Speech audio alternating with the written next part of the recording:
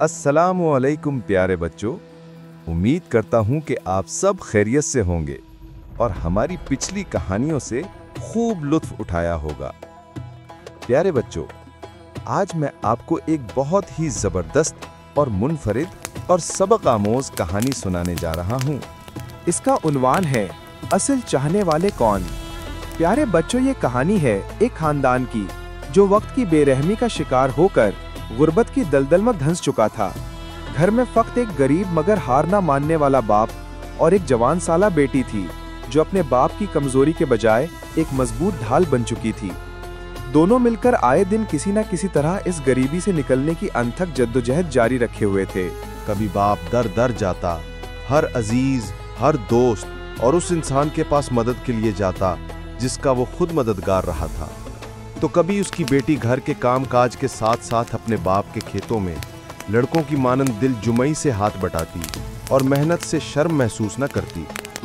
बाप रात दिन अपने बचपन के दोस्त के घर चक्कर लगाता जो कि एक बैंक मैनेजर बन गया था। वो दोस्त अच्छे खासे सूद के बदले कुछ कर्जा देता रहता।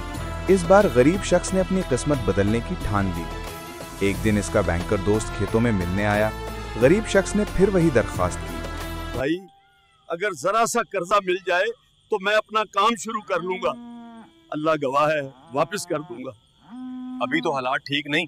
वैसे तुम मेरे दोस्त हो, कभी ऑफिस आ जाना। तुम पिछले सूद का हिसाब किताब कर लो, बाकी मैं संभाल लूंगा।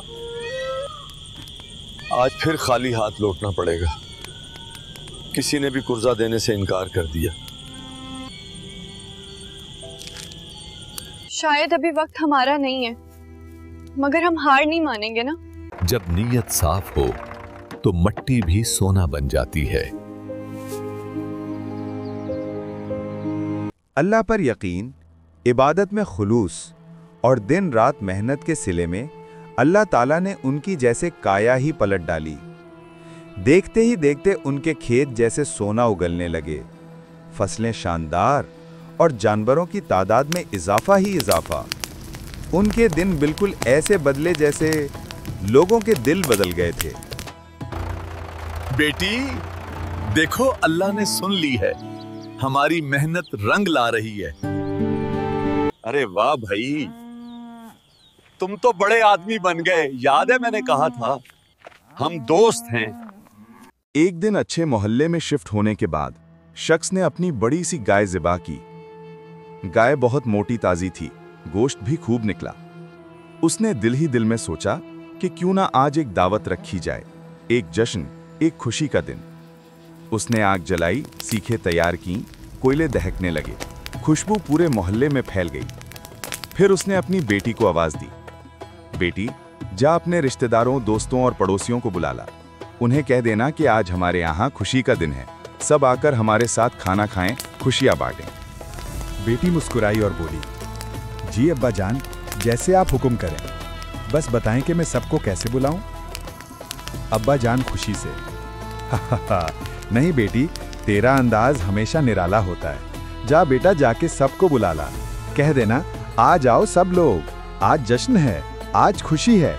सबको कहना कि हमारा दरवाजा खुला है, दिल खुला है, घर में जगह बहुत है। आज तो दिल कर रहा है कि सबको बुला लूं, रिश्तेदार, दोस्त, पड़ोसी, सबके साथ मिलकर ये खुशी मना। अब्बा जान, अगर मैं थोड़ा मुख्तलिफ अंदाज में लोगों को बुलाऊं तो आप बुरा तो नहीं मानेंगे? बेटी ने सर हिलाया, दरवाजा खोला और गली में जाकर जोर से पुकारने लगी, मदद करो, मदद करो, मेरे वालिद का घर जल रहा है।